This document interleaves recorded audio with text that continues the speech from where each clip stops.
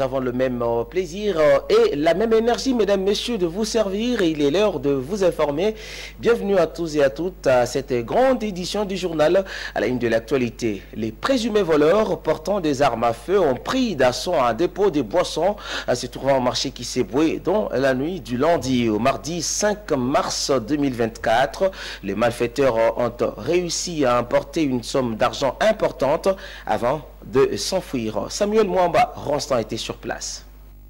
L'insécurité continue à se faire sentir à Kalemi dans la province du Tanganyika, malgré les multiples mécanismes mis en place par le gouvernement provincial. Dans la nuit de ce lundi au réveil de ce mardi 5 mars 2024, de présumés bandits ont opéré dans un dépôt de poissons non alcooliques se trouvant au marché public Kisebwe. À en croire un témoin auriculaire ayant vécu l'événement, ce présumé malfaiteur ont fait usage des armes à feu pour s'introduire dans ce dépôt de boissons. Ces gangsters, ajoutait-il, ont réussi à emporter seulement une somme d'argent avant de s'enfuir.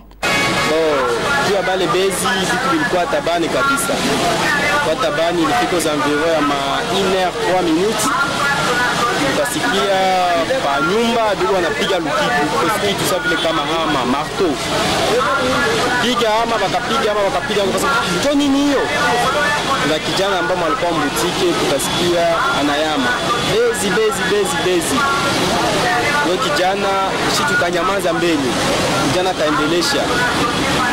Sasa kijana katueleza kama kuko sentinelle mwanalikufa kutoka nje, ule sentinelle wakamshitua na risasi wakapiga bale moja, donc walikuwa bien armé, biko vizuri, wanajitayarisha vizuri, wakapiga zaidi, wakimaliza kubomoa bakambele kijana alikuwa mule mbutike, kiendelea kuongea utakuwa vitu vya uyue, tulia kijana. Ndio kijana akakuwa obligé atulie, ndio waliingia hiyo masaa, ile masasi wakapiga tu risasi, ilikuwa tu moja tu. Bakaiba ya kubeba, tunasikia mwenye nyuma nasema abakubeba hata abakubeba kitu ya uchuruzi, lakini balibeba ndio pesa ndio alikuwa anawaleta. La place publique Kisebwe est une partie de la ville de Kalemi la plus touchée par les cas de vol et de braquage. Et c'est là, malgré la présence de patrouilleurs pendant la nuit. La population de Kalemi estime que la fréquentation de beaucoup de militaires sur cet endroit occasionne l'insécurité. L'insécurité iko tu ya mingi sana parce que wasoda tuko naona ba policiers usiku ndio wanatembea par-ci par-là, wanatembea na banafanya rondo, mais plus ba policiers banaongezeka, plus banaongeza ba policiers na ba agent ya sécurité, na plus insécurité inaongezeka. Atu comprendre ni kitu gani? Wakati gouvernement inatia sécurité, tunaonaka batu banaanza kulala kimya, plus banaongeza ba agent de sécurité na plus insécurité iko naongezeka. Tu comprendre ni kitu gani? Tunaomba sasa bakubwa baanze sasa baongeze sécurité ingine juu tuko mwa insécurité. Au moment où la ville de Kalemi est en train de faire face à la recrudescence de l'insécurité, l'on observe à Kalemi l'avènement de troupes de militaires depuis le mois de janvier jusqu'à ce jour. 11 journalistes serrés en cachette dans la brousse ces 100 ans menacés par les militaires dans les territoires de Moba. Contacté à ces sujets, Fouraïcha Mokangela Zabolonijak, le point focal de journalistes en danger, Gédan Sigle, a donné son point de vue quant à ce. Il est au micro de François Sadi Moulongoui et Milingano Yango Marsalan Dimutupori. On a appris qu'il y avait une manifestation à Moba. Il y a un journaliste qui a été d'abord menacé par le FARDC. Ce qui est vrai, on a appelé l'administrateur du territoire. Là, tu nous a confirmé que les journalistes étaient déjà libres. Mais le grand problème, ce qui est vrai, on a aussi appris par des journalistes eux-mêmes qu'ils étaient dans l'obligation de quitter le territoire de Moba, de quitter la ville, de quitter la cité pour la brousse, parce qu'ils étaient à la recherche, la mère était à la recherche de ces derniers, les chevaliers de la plume. Donc, il y a un problème à Moba. Il vous souviendra que l'année prochaine, au mois d'avril, j'avais effectué une descente à Moba. Il y avait encore un problème entre la presse de Moba et le parti politique Kako. Et quand je suis descendu à Moba, j'ai réuni les journalistes, je leur avais montré qu'est-ce qu'il faut faire quand il faut intervenir comme journaliste et quand il ne faut pas intervenir. Le seul problème, les journalistes, quand on est dans une manifestation, on doit tous comprendre, c'est un principe journalistique qu'on ne peut pas ignorer tous comme journalistes. Quand on est dans une manifestation, on n'est pas manifestant, mais on est là pour couvrir et informer ceux-là qui n'ont pas été à la manifestation, leur dire ce qui a été l'objet de la manifestation. Et les journalistes, quand il est dans cette manifestation, il doit chercher sa sécurité. Et sa sécurité là, c'est quand on est à côté des agents de l'ordre. L'agent de l'ordre, le militaire, le policier, quand il te voit dans la manifestation, lui ne connaît pas un manifestant, un journaliste. S'il faut tirer, il tire partout, il tire sur tout le monde. Et quand il tire sur tout le monde, et on est tous victimes. Donc, nous, comme journalistes, on ne doit pas se mêler à des manifestations. Nous, bien sûr, on est partenaire de l'État. On doit accompagner l'État, mais pas faire les dialogues de l'État. Hein, le thème dialogue, je m'excuse de ce terme. Pas faire les dialogues de l'État, mais on va accompagner l'État à trouver certaines solutions pour la communauté. Par exemple, nous, on le fait. À l'acte j'étais ici, vous le faites. Dans nos émissions débat, quand il y a insécurité académique, quand il y a par exemple l'eau chez Blessing qui ne marchait pas, ça ne marchait pas, les gens ne passent plus. On ne doit pas se mettre à la radio à commencer à critiquer, à ingérer les autorités, ils ne font rien, il faut descendre sur la rue demain, il faut marcher, il faut venir avec des machettes, il faut venir avec des armes blanches. Non, pour faire quoi? Pour chasser les autorités? Non. On est là, on peut sensibiliser les gens. Écoutez, demain, il y aura ce qui est un salon spécial. Nous tous, nous serons chez Blessing pour travailler à l'intérêt purement communautaire, pas à l'intérêt de vouloir diviser. Mettre, donc élargir le conflit entre les autorités locales et la population, ce qui n'est pas vraiment dans le rôle du journaliste. Nous sommes des sensibilisateurs, nous sommes des pacificateurs qui doivent contribuer au développement de nos entités. Moba, Kalemi, Nyunzu, Kongolo, ce sont des entités, nous comme journalistes, nous devons largement contribuer. Et donc, les journalistes de Moba qui sont dans la brousse, je dois me rassurer que demain, tous sont à Moba Centre. Donc je vous confirme ça, demain, ils seront tous à Moba Centre. Nous allons vous renseigner à partir de ceux qui sont à Moba, ils vont vous confirmer qu'on a joué notre rôle comme JED en province. Et l'administrateur de Moba dit ne pas être saisi par, bien sûr, des raisons pour lesquelles les 11 journalistes étaient en cachette. Et il a même enrichi en affirmant qu'ils n'étaient pas poursuivis par les services de sécurité. Ils sont pour quelque chose pour une émission qu'ils ont inventée eux-mêmes. Ils incitaient à la haine, et à n'importe quelle haine. Après cette émission, il y a eu Moba incendie, il y a eu Mordome, il y a cassure, vandalisme dans le bureau de l'État. Après ces jours-là, on ne sait plus voir ces journalistes. Et même commencé à dire qu'ils étaient pourchassés par les agents de l'État. Alors c'était faux, par là qu'ils disaient qu'ils étaient pourchassés. Ils n'étaient pas pourchassés, ils étaient avec les agents qui restaient. Quand c'était un moment, on a entendu qu'ils étaient encore là, ils ne pouvaient plus voir. Donc là, on ne sait pas où ils sont et pourquoi ils ne se laissent pas voir.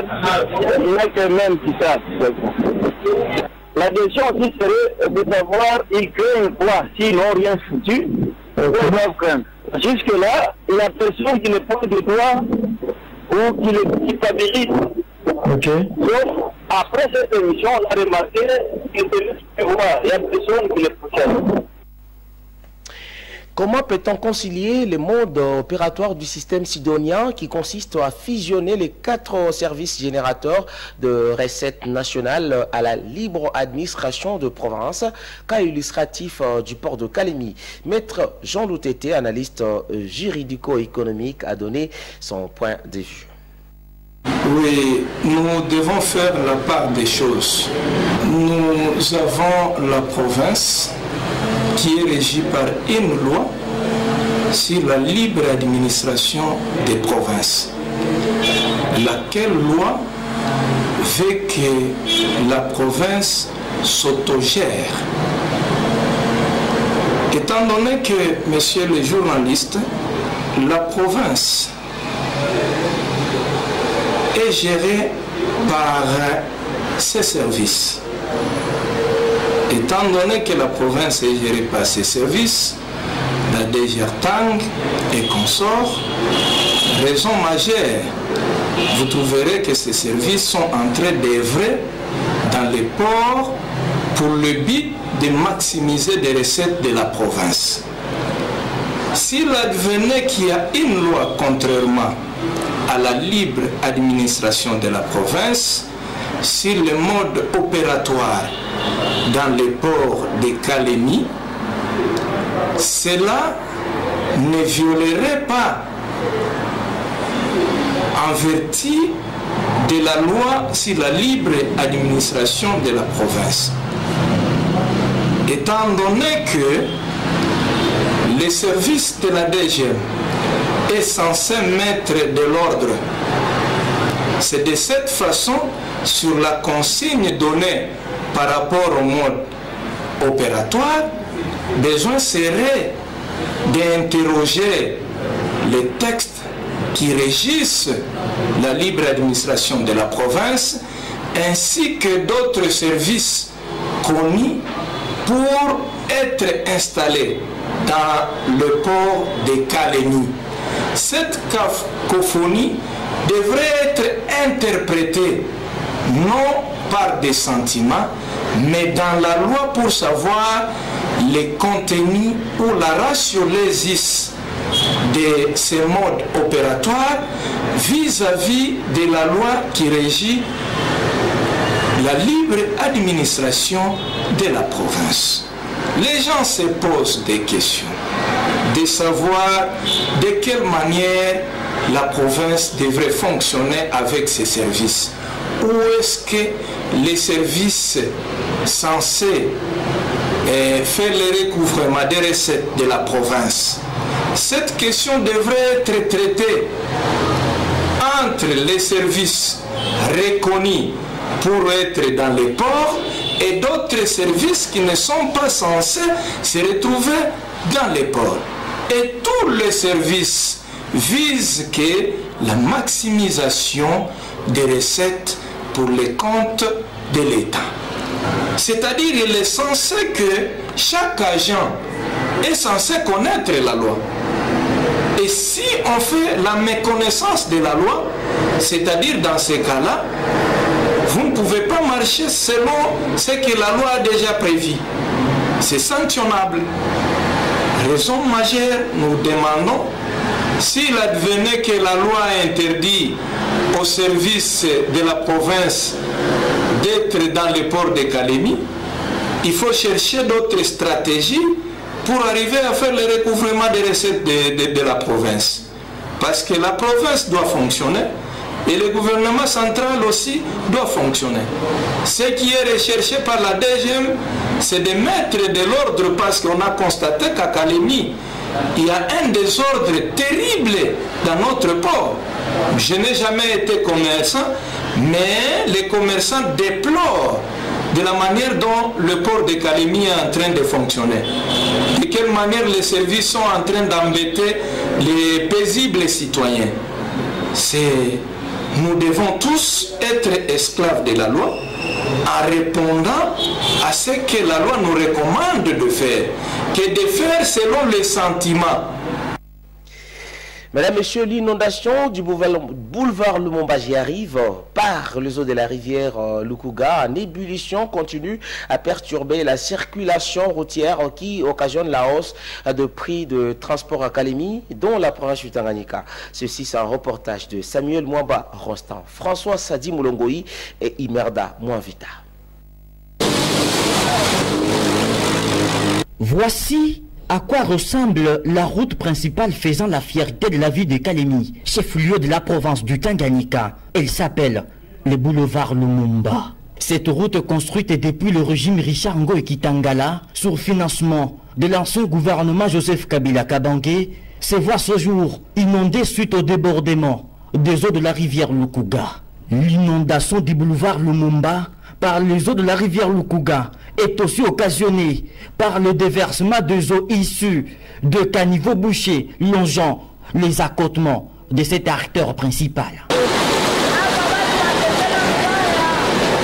Cette situation continue à perturber la circulation des habitants de Kalemi. Les engins roulants, quant à eux, commencent à dévier la partie inondée de cette artère et passent par la petite ruelle traversant l'avenue Kalumbi. Ici, les habitants de cette avenue déplorent les embouteillages des engins roulants qui risquent d'être à la base de plusieurs accidents au regard de la petitesse de la dite ruelle. Nous avons subitement remarqué que cette rue est maintenant pratiquée par différents engins roulants. Alors qu'il y a des maisons de part et d'autre, nos enfants jouent chaque jour sur cette route. Nous risquerons d'assister aux accidents. Raison pour laquelle nous demandons aux autorités provinciales de construire la route principale afin de permettre aux véhicules de circuler paisiblement.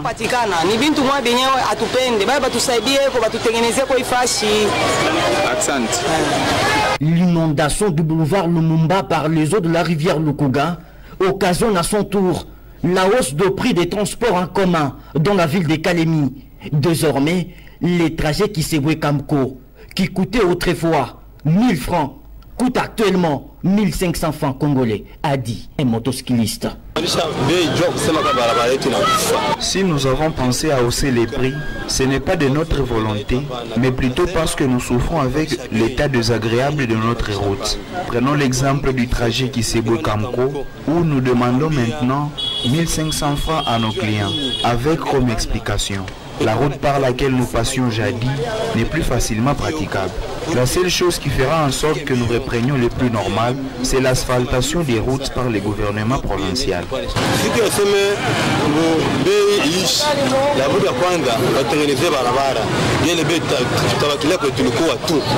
Vu la gravité de la situation, une forte délégation du gouvernement provincial du Tanganyika, avec à sa tête la gouverneure de la province Julie Ngungwa Mayuma, est descendu sur place dans la matinée de ce lundi 4 mars 2024 pour s'imprégner de la situation afin de trouver des solutions idoines quant à ça.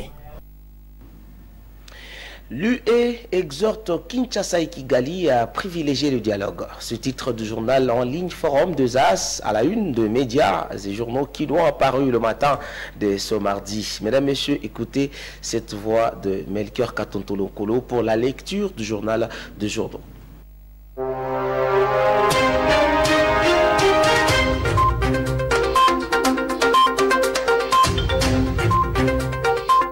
Le communiqué de l'Union européenne appelant Kinshasa et Kigali au dialogue est largement commenté par les journaux parus ce mardi 5 mars dans la ville capitale Kinshasa. Mesdames et messieurs, bienvenue à l'écoute de la revue de presse. L'Union européenne s'est dit extrêmement préoccupée par l'escalade de la violence dans l'est de la RDC et par l'aggravation de la situation humanitaire, exposant des millions de personnes à des violations des droits de l'homme, notamment des déplacements, des privations et des violences basées sur le genre, rapporte Forum des As. Outré par des attaques armées autour des Sacs et des Goma, poursuit le journal, l'Europe des 27 appelle toutes les parties à s'abstenir de toute rhétorique conflictuelle et incendiaire, y compris les menaces d'escalade militaire. Au-delà de cette prise de position forte, fait remarquer Info 27, les Congolais sont encore loin de croire en la bonne foi des acteurs internationaux, mieux de ceux qui se sont illustrés dans une ambiguïté étonnante. Le cas de la même Union européenne critiquée de partout après les protocoles d'entente signés avec le Rwanda sur les minerais stratégiques et critiques. Car dans l'entendement de tout observateur averti, le rapprochement Union européenne Kigali pour les minerais stratégiques et critiques n'est rien d'autre qu'une prime à l'impunité. Et pour les Congolais, cela est une énième preuve de la complicité internationale sur les atrocités perpétrées dans l'est de leur pays. Lassés des déclarations ou prises de position sans lendemain, les Congolais attendent des actions pouvant contraindre les acteurs impliqués dans la guerre du Congo notamment les Rwandais, expliquent les médias.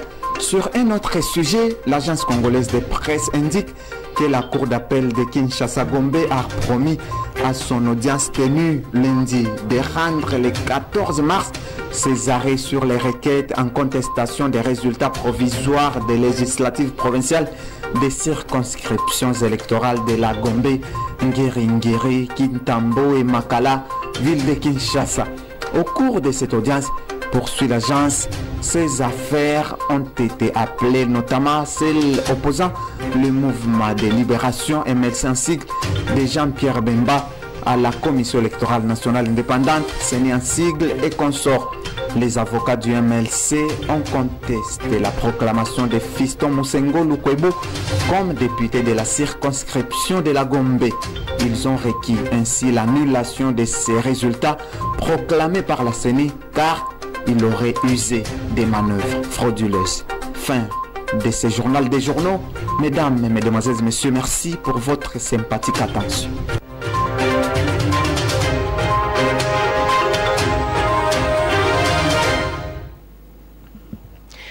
Mesdames, Messieurs, certaines personnes refusent de vous féliciter car vous avez grandi au-delà des limites qu'elles vous ont données. Voilà ce qui met fin à cette grande édition du journal. Merci à vous de nous avoir suivis. Merci à toutes nos équipes rédactionnelles et surtout à toutes nos équipes techniques. Quant à moi, je vous retrouve pour un nouveau journal très bientôt. Mais ne nous quittez pas. Restez pour la suite de nos programmes.